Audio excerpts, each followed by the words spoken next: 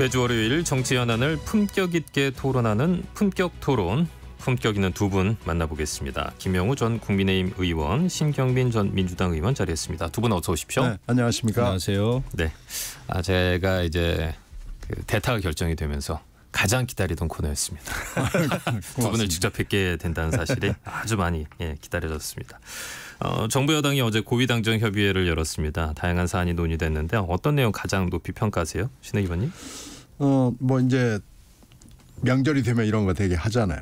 그러니까 뭐 특별하게 기대를 안 했는데 갑자기 10월 7일을 휴일로 지정한다 그러니까 약간 당혹스러운데 뭐 소비 진작, 뭐 군 사기 진작, 뭐 기업 부담 뭐 어쩌고 저쩌고 지금 여러 가지 이유를 댑니다만은 그러니까 갑자기 휴일을 지정하는 경우가 각 그 역대 정부에서 있었어요. 그런데 이런 건 좀 자제하는 게 좋습니다. 왜 그러냐면요. 너무 임박하잖아요. 이렇게 되면은 기업이나 개인이나 여러 가지 스케줄을 해놨는데 이게 좀 어그러지는 경우가 있고 기업 경우에는 사실 기업 부담 어쩌고 저쩌고 이렇게 명분은 내세웠습니다마는 실제로 이날 일을 하지 않을 수가 없는 여건에 있는 경우가 굉장히 계획이 있어서 이게 전부 기업 부담으로 돌아갑니다.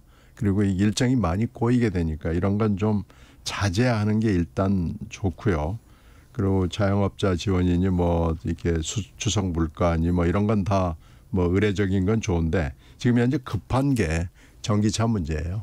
전기차 문제를 조금 더 촘촘하게 좀 해줬으면 좋겠다는 생각이 있고요. 부천 화재 문제도 사실 굉장히 심각한 문제 중에 하나입니다. 이게 2003년도 이전에 스프링클러가 규제에 들어가 있지 않았던 것이 지금 문제가 된 거 아니겠어요? 그리고 이 진화 과정에서 보면은 뭔가 좀 구멍이 뚫려 있잖아요. 그 매트 문제도 그렇고 뭐 여러 가지 그래서 이거 좀 꼼꼼하게 따져줬으면 하는 생각이 있고 사실 제일 지금 근본적인 문제는 의료 붕괴입니다. 그래서 이런 여러 가지 문제에 대해서 조금 더 꼼꼼하게 따져줬으면 좋겠다 하는 아쉬운 점을 지적하고 싶습니다.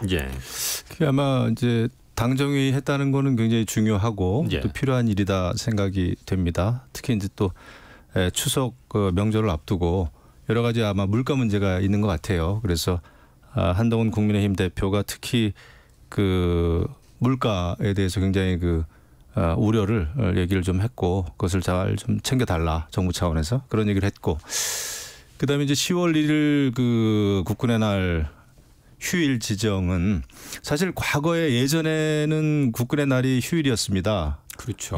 저희 어렸을 때 그 휴일이었고 그때는 뭐 군이 사실 또 모든 것을 좀 주도하는 그런 사회 분위기였잖아요. 그래서 셌죠. 그래서 육군, 공군, 해군 그 3사관 학교 그 체육 대회도 하고 엄청나게 큰 대회였죠. 과거에. 행중계하고 그랬었죠. 맞습니다. 이제 그런 의미에서 또 이제 군의 사기 진작이라는 차원도 그렇고 이번에는 또 그 명절로 만들면서 뭐 하루니까 한계는 있겠습니다만은 그 내수 진작이라고 하는 그런 경제적인 의도, 목적, 내수 활성화라고 하는 측면도 좀 있는 것 같아요. 근데 이런 게 이제 좀 더 일찍이 말씀하셨지만은 연초에 미리미리 이제 계획을 할 수 있게끔 하는 게 좋긴 하겠죠. 하지만 어쨌거나 고위 당정 회의 지금 굉장히 많은 이슈에 있어서 어려운 때니만큼 이런 거는 좀 자주 하는 게 좋겠다라는 생각은 듭니다. 자, 이렇게 이제 많은 논의가 이루어졌으면 좋겠다. 그 각 영역에서 많이 이루어졌으면 좋겠는데 특히나 이제 여야 대표회담도 이루어졌으면 좋겠다 이런 생각들 많이들 갖고 계시는데 근데 이제 이재명 대표의 코로나 확진으로 어제 열리기로 했다 이제 연기가 됐잖아요. 그럼 맥이 좀 빠졌다 이런 생각도 좀 이야기도 나오고 무기한 연기되는 게 아니냐 이런 얘기들도 나오고 있는데 언제쯤으로 다시 날짜가 잡히게 될까요? 제가 볼 때 이걸 안 할 수는 없을 겁니다. 왜냐하면은 뭐 이재명 당대표가 당대표 되자마자 영수회담 또 여야 대표회담 하자 이렇게 제언을 했고 한동훈 국민의힘 대표가 즉각적으로 또 수용을 했고 했습니다. 그런데 지금 이제 코로나 변수 때문에 이재명 대표의 연기는 됐습니다마는 이렇게 하기로 했다가 여러 가지 형식의 문제를 둘러싸고 또 의제를 둘러싸고 안 한다고 한다면은 그거는 정말 처음에 시작을 안 하니만 못할 거예요. 그렇죠. 그 대국민 뭐 국민들을 뭐 농락하는 것도 아니고 하긴 할 겁니다. 그리고 양쪽의 대표가 서로의 그 의도가 있는 것 같아요. 숨은 의도가. 이재명 당대표는 어찌 보면은 여야 당대표 회담을 통해서 결국 중요한 거는 영수회담이다. 한동훈 국민의힘 대표는 별로 실권이 없더라. 용산의 어떤 뜻을 충분히 모르거나 아니면 대통령하고의 갈등 때문에 한동훈 대표가 하지 못할 일이 많다라는 거를 보여주기 위한 것 같아요. 그러니까 한동훈 대표 힘 빼기. 거쳐가는 건가요? 그렇죠. 그래서 결국 영수회담이 필요하다. 그러니까 여야 대표회담은 영수회담으로 가는 징검다리로 생각을 하는 것 같고 한동훈 대표는 지금 이제 워낙 의회에서 민주당이 워낙 다수니까 지금 국회에서 할 수 있는 일이 많지 않잖아요. 국민의힘이. 그러다 보니까 이 민주당이 지금 너무 정쟁에 몰두하고 집착하는 그 민주당의 실상을 보여주고 싶은 그런 생각이 좀 있을 겁니다. 그래서 이재명 대표하고 그런 그 회담을 통해서 민주당의 실상을 좀 밝히겠다라고 하는 그 승부욕 이런 게 좀 작용하고 있는 것 같아요. 어쨌거나 하긴 해야 될 겁니다. 예. 안 하면은 뭐 대형 사고인 것은 맞죠. 김 의원 지적이 맞고요. 근데 이제 문제는 이번 주가 만만치 않은 주예요. 예. 벌써 오늘만 해도 뭐 지금 굉장히 시끄럽잖아요.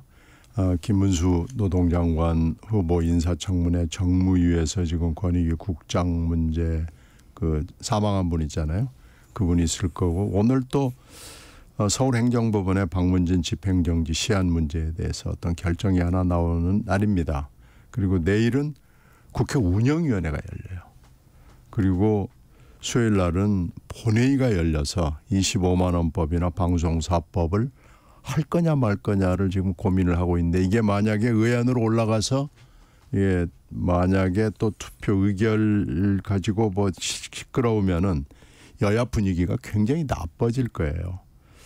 그렇게 되고 목요일 날을 하고 금요일 날은 양당이 국힘당이나 민주당이나 의원 연찬회 워크숍을 떠납니다. 지방으로 떠납니다. 그래서 이번 주 중에는 뭐 불가능한데 만약에 이번 주말까지도 두 사람이 만나지 못하면은 굉장히 실망감이 클 겁니다. 그러니까 이번 주에 분위기가 나빠져서 조금 더 미룹시다 이러면 못하게 되지는 않겠지만 만나더라도 뭐 굉장히 형식적인 만남이 될 가능성이 높고 영수회담을 위한 징검다리 회담이 될 가능성이 금방 김 의원 지적대로 높아지는 거죠. 그래서 대개 8월 말 이때쯤이 되면 대부분의 그 국회 회기 중에서는 좀 쉬어가는 주거나 아니면 결산국회를 열어가지고 쉬엄쉬엄 가는데 하여튼 이번 국회 22대 국회는 쉬는 날이 별로 없었던 것 같아요. 예. 계속 싸우고 뭐 푸닥거리하고 주먹질하고 뭐 이러다가 지금 벌써 5월 말부터 시작을 해서 몇 달을 이렇게 지내왔는데 8월 마지막 주도 지금 이렇게 지나가고 이렇게 되면 또 이제 9월 달부터 뭐 영수회담을 한 해 만에 뭐 이러는 거고요. 사실 지난주에 그러니까 어저께 열렸어야 되는데 불의의 이번 사태 이재명 대표 이번 사태 때문에 이렇게 돼버렸는데 이게 좀 타이밍을 굉장히 놓친 거 아닌가 이런 느낌이 들고요. 코로나 때문에 오늘이 5일째 입원인데 저는 이것도 납득이 되질 않습니다. 요즘에 중병이 아닌 이상 중환자실 아닌 이상 코로나로 입원도 잘 안 할 뿐더러 입원을 또 닷새씩이나 이렇게 하는 경우도 없거든요. 그래서 이재명 대표가 한편으로는 이해가 돼요. 지난주에 백현동 재판이 2건이나 있었죠. 그리고 지난주 금요일하고 오늘 월요일하고 해서 2개 재판에 신문이 있는 날이었거든요. 원래는 이게 다 지금 9월 달로 넘어갔습니다마는 아마 여야 대표회담을 할 만큼 정신도 없었을 거예요. 그러니까 코로나가 아니더라도 사실 지금 정신이 없었을 그런 거예요. 재판과 뭐 여러 가지 일로 그래가지고. 그런데 이번 5일도 저는 납득이 되질 않습니다. 이렇게 하면 빨리 떨치고 나와서 이 격동의 이번 주를 잘 지내고 일단은 여야 대표가 만나서 조금이라도 결과를 낼 수 있는 이런 회담을 해야지 만약에 이것도 적당히 넘어가고 그러면 국민들의 실망감이 클 겁니다. 예, 김 의원님 설명 들으면서 하긴 하겠구나 이런 생각을 했었는데 신 의원님 설명을 듣다 보니까 이런 격동의 시기에 과연 이루어질까? 이런 생각도 좀 들긴 드네요. 안 할 수는 없죠. 굉장히 그 실없는 그러면은 그 정치인이 되는 거고, 그리고 그 이거는 뭐 하긴 할 겁니다. 제가 네. 볼 때는 네, 시기의 문제죠. 그러니까 김이 좀 많이 빠진 거예요. 네. 그러니까 어저께 만났으면 그나마 조금이라도 뭐가 좀 눈에 보이는 게 가능했었는데 이게 언제가 될지 모르지만 일주일 내지 상당 기간이 연기가 되면서 이게 좀 김은 정말 대폭 빠졌다 이렇게 볼 수밖에 없습니다. 그렇죠. 관심권 밖으로 이렇게 밀려날 수도 있는 상황이 될 텐데, 자 그러면 만약 열렸다고 한다면은 이제 여러 가지 의제들이 이제 논의돼야 되지 않겠습니까? 일단 금투세 여당에서 내세우고 있고 야당은 최혜병 특검법 내세우고 있는데 한동훈 대표가 금투세 폐지에 대한 의지를 드러내기는 했는데 민주당 내에서 아직 교통 정리가 안 된 상태거든요. 이 사안은 어떻게 합의가 좀 이루어질까요? 이게 그러니까 양쪽에서 상대 진영, 상대 당이 조금 헷갈려하는 거, 그다음에 정리가 안 된 이슈를 주 그 공격 수단으로 지금 삼는 것 같아요. 금투세 폐지 문제 같은 경우에는 민주당의 일부 의원들은 금투세에 대해서 이거 좀 완화하거나 뭐 유보하거나 또 금투세뿐만 아니라 여러 가지 그 세금 문제 이런 거에 대해서도 조금 그 유연해야 되는 거 아니냐라는 움직임이 쭉 있어 왔습니다. 네. 그런데 이제 금투세도 그 중에 하나인데 한동훈 후보는 이 금투세라고 하는 게 이게 뭐 단순히 좀 경제적인 재정적인 여력이 있는 사람들만의 문제가 아니라 결국 이 주식시장에 있어서 개미 투자자들에게까지 큰 영향을 줄 수 있는 거다. 우리나라 그 주식시장에 장점이 별로 없는 상태에서 그래도 그 세금이 없다는 거, 물론 이게 세금이 전부 없진 않죠. 그런데 이제 이 금투세 관련해 가지고는 이것이 이제 또 큰 손들이 해외 큰 손들이 빠져나가면 결국은 그 부담이 개미 투자자들에게까지 온다라고 하는 차원에서 이것을 굉장히 강조하는 것 같아요. 민생 차원에서. 그런데 이제 민주당에서는 또 최혜병 특검 법안에 대해서 안을 빨리 만들어라, 그걸 가지고 와라, 그래야 회담하는 거 아니냐, 할 거 아니냐, 뭐 이런 식으로 또 공격을 하고 있습니다. 네. 양쪽 당이 조금 힘들어하는 그런 의제를 놓고 이제 한판 승부를 벌일 텐데 모르죠. 이게 또 뭐 생중계해야 된다, 부분 생중계해야 된다 등등 이제 논란이 많은데 어쨌거나 만나는 거는 중요한 것 같습니다. 그 어떤 득과 실을 떠나서 그런 걸 또 국민들이 보고 싶어하고요. 그래서 이제 빨리 실무 회담이 이루어져야 되겠죠. 금투세 문제는 난이도는 그렇게 높아 보이지는 않아요.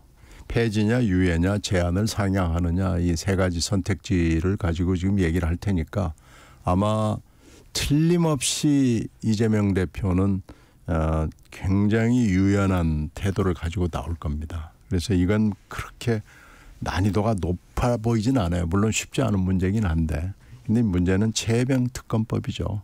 최혜병 특검법을 그럼 한 대표가 얘기하는 거 다 받겠다라고 나왔을 때, 그때 그러면은 한 대표가 오케이 그러면은 갑시다라고 할 수 있을 것이냐가 지금 관건이 아니겠어요. 그래서 문제는 최혜병 특검법이 결국 여야 대표회담의 성패를 가름하게 될 것이다. 이렇게 볼 수밖에 지금 없습니다. 일단 그 한 대표가 제3자 추천안 이야기한 적 있었잖아요. 그 부분에 대해서 이제 민주당 쪽에서 이제 발의하라 이렇게 압박을 하고 있는데, 오늘까지 입장을 내라 이렇게 하고 있는데, 앞서서 이제 한지아 의원 같은 경우에는 신중에 신중을 하게 결정을 하겠다 이런 입장을 좀 우리한테 그렇죠. 이제 알려줬었거든요. 그 법안을 발의하는 것 자체는 뭐 10명 이상의 의원들이 법안에 그 서명을 하면 발의는 됩니다. 하지만은 그렇게 발의돼 가지고 해야 될 그 성질의 법안이 아니죠. 한동훈 대표도 얘기했습니다마는 최혜병 특검과 관련돼 가지고 제3자 추천안을 지난번에 전당대회 때 이야기는 했어요. 하지만은 그것을 성사시키려면은 그 엄청난 당내 다른 의견도 있기 때문에 뭐 의원총회라든지 그 절차를 거쳐야 됩니다. 예. 10명만 딱 뭐 발의한다고 해가지고 이게 이제 우리 국민의힘의 입장이 정리되는 게 아니기 때문에 그거를 염려를 많이 할 겁니다. 그래서 이것은 최혜병 특검에 대해서는 당내 절차를 분명히 밟을 수밖에 없는 현실적인 상황이다. 그리고 특검 법안을 먼저 발의하고 여야 대표 회담을 해야 된다라는 것도 그건 좀 어폐가 있어요. 좀 무리가 있는 거죠. 회담은 회담대로 하는 거고 그 안에서 최혜병 특검에 대해서 당 대표 간의 의견을 교환할 수는 있지만 뭐 법안을 먼저 발의해라. 그거는 좀 아닌 것 같아요. 근데 이제 회담에서 이게 특별하게 결론을 내지 못하고 그냥 적당하게 두리뭉실 끝났을 때를 한번 생각해 봅시다. 그러면은 이게 지금 제3당 아니면 민주당이라도 이 법안을 발의할 수가 있어요. 지금 그렇게 천하람 대표가 지금 개혁신당에서 얘기를 하잖아요. 이게 충분히 가능성이 있습니다. 이렇게 압박을 하면은 한 대표가 견디기가 굉장히 어려운 상황으로 들어가서 난처한 입장이 될 거예요. 그래서 이 여야 대표 회담이 어떤 결론을 내든지 간에 오케이 합시다라고 결론을 근데 뭐 이건 가능성이 높진 않죠. 근데 만약에 두리뭉실 넘어갈 경우에 그 다음 단계가 국회 안에서 굉장히 복잡하게 전개될 수밖에 없습니다. 근데 이렇게 뭐 두루뭉술이라든가 아니면은 대표회담을 서로 이렇게 웃는 낯으로 만나서 이렇게 악수하고 이런 모습들 우리가 좀 많이 익숙해 있지 않습니까? 그렇다 보니까 이제 한쪽에서는 그런 거 이제 예전의 모습이니까 좀 청산을 하고 새롭게 이제 진짜 그 국민들을 위한 모습을 보여주자 이러면서 이제 회담 과정을 갖다가 생방송으로 중계하자 이 부분에 대한 의견이 나오고 있는 거잖아요. 네. 요거는 좀 절충이 가능한 부분일까요? 제가 볼 때 생방송 얘기 나온 거는 솔직히 말씀드리면은 여야 대표 간에 아직 신뢰가 없다 생각을 합니다. 그런 것 때문에 생방을 하자는 걸 거예요. 네. 과거에는 무슨 뭐 법안이 됐든 정책이 됐든 여야가 무언가를 만들어내려면 비공개 회담을 했죠. 비공개 회담을 하고 이거는 같이 협상이 됐고 마무리가 됐으니까 이것은 공개적으로 발표를 합시다. 공동 선언문, 공동 발표문을 발표했고 네. 그렇지 않은 부분은 그냥 또 남겨진 숙제로 이렇게 그냥 그 보류를 하고 뭐 이렇게 됐는데 전부 공개하자라고 하는 거는 신뢰의 부재다. 상호 신뢰가 없는 거죠. 그리고 비공개 회담 끝나고 나서 양쪽에서 서로 나중에 그 회담 내용에 대해서 다른 이야기를 할 수 있기 그렇죠. 때문에 해석을 또 달리할 수 있죠. 그런 거를 이제 방지하고 싶어서 공개 회담 얘기가 나온 것 같아요. 그런데 이제 모든 걸 공개하기는 어려울 겁니다. 그러면은 또 그 토론을 이끌어가야 될 사회자가 있거나 해야지 둘이 마주 앉아가지고 그냥 그 생방송을 하면은 이게 어떻게 진행이 되겠어요, 그죠? 발언권 기회도 그렇고 그래서 그것은 제가 볼 때 현실적으로 좀 불가능한 것 같고 하게 되면은 부분적으로는 공개하고 앞부분은 그다음에 비공개하고 그다음에 이제 합의된 안에 대해서는 공동 발표하고 저는 이렇게 갈 가능성이 굉장히 크다고 생각합니다. 그래서 생방은 뭐 가능하지 않죠. 저도 지금 생방송 이야기 들으면서 그건 뭐 둘이 이야기했는데 친북이 흐르면 어떡하지? 뭐 그럴 리는 없는데 이게 사실은 이제 이재명 대표의 자업자득이에요. 김기현 대표 시절에 그때도 똑같은 네, 상황이었잖아요. 김기현 대표에게 하자. 근데 뭐 이렇게 좀 질질질 끌리니까 로텐다홀에다가 책상 하나 의자 2개 갖다 놓고 그냥 하고 이걸 뭐 온 언론이 다 그냥 주목을 하고 생방으로 뭐 요새는 유튜브도 하니까요. 네. 그냥 이렇게 하면 되는 거 아니냐라고 이재명 대표가 얘기를 했습니다. 꼭 윗사람들은 그렇게 쉽게 말씀하시더라고요. 쉽게 얘기하죠. 근데 이건 뭐 현실적으로 가능하지 않고 대개는 모두 발언하고 이제 언론들 빠지고 그다음에 뭐 1시간 하건 2시간 하건 3시간 하건 자기들 마음대로 하는 건데 이번에 이렇게 된 건 김 의원 말짝으로 그 신뢰, 불신 뭐 이 문제입니다. 그런데 그렇게 되지는 않을 거고 기선을 제압하기 위해서 이렇게 하는데 이렇게 되면은 아마 전 과정을 다 녹음을 할 수밖에 없을 거고요. 녹화 말씀하시는 건가요? 녹화까지는 어렵지만 네. 녹음을 할 겁니다. 그리고 이재명 대표와 만나는 이 고위급들은 녹음기를 가지고 가는 경우가 꽤 있습니다. 그래서 아마 이 대목은 그 불신의 다른 측면이 생방송 논란으로 나온 건데 생방송이 되지는 저는 성사되지는 않을 거라고 봅니다. 네. 이 부분도 만약에 어떤 결과가 나오느냐에 따라서 두 사람의 신뢰관계가 어느 정도 수준인지를 갖다가 파악해 볼 수 있는 또 가늠자가 될 수도 있겠네요. 지금은 전혀 신뢰할 수가 없죠. 상대방이 사실은 신뢰라고 하는 거는 쌓여야 되는 거죠. 네. 여러 차례 만나야 되는 거고 상대방의 그 어떤 성정과 태도 이런 거에 대한 파악이 되고 서로에 대한 약점도 보완해주고 조금 그 그런 걸 또 이렇게 좀 커버해주고 이게 돼야 이게 신뢰인데 지금은 대결이에요. 완전히 대결 국면이고 네. 그래서 국회에서 국민의힘은 숫자가 적지 않습니까? 민주당이 압도적인 다수고 이런 상황에서 민주당을 압도할 수 있는 거는 그럼 좋다. 민주당이 실상을 보여주겠다. 그러니까 지금은 이게 어떤 공개적으로 팔씨름하는 것처럼 어떤 그 협상이라기보다는 대결 국면이다. 또 양당의 대표가 또 잠재적인 강력한 대권 후보들 아닙니까? 이러다 보니까 국민 앞에서 한번 우리가 겨뤄보자. 네. 누가 우열을 한번 가려보자라고 하는 심리가 있는 것 같아요. 그래서 이런 식으로 공개 회담은 쉽지 않겠다라는 생각이 들고요. 정말 양쪽이 민생을 원한다면은 아마 협상을 그래도 제대로 해가지고 몇 가지라도 건져야죠. 이번에 전세 사기 법안 그래도 여야 협상을 했듯이 몇 가지라도 건져내야 될 겁니다. 그러기 위해서는 준비를 좀 많이 해야 돼요. 그래서 코로나 걸린 이재명 대표도 병원에서 준비를 많이 하시기 바랍니다. 아니 풀로 녹음을 하고 네. 그리고 배석자를 한 사람씩 두고 그렇게 하는 선에서 되게 지금까지의 그 이재명 대표와 만난 사람들이 그렇게 타협을 봤습니다. 그러니까 이재명 대표는 이게 좀 낯설지 않은 풍경입니다. 예, 되게 구체적인 이야기까지 좀 나왔습니다. 자, 이원석 검찰총장이 서울중앙지검 수사팀에 김건희 여사 무혐의 결론을 보고받은 지 하루 만에 수사심의위원회 김 여사 명품 백수 수사권을 회부했는데 이 총장 임기가 이제 3주도 채 남지 않은 상황인데 그 전에 뭔가 결론이 날까요?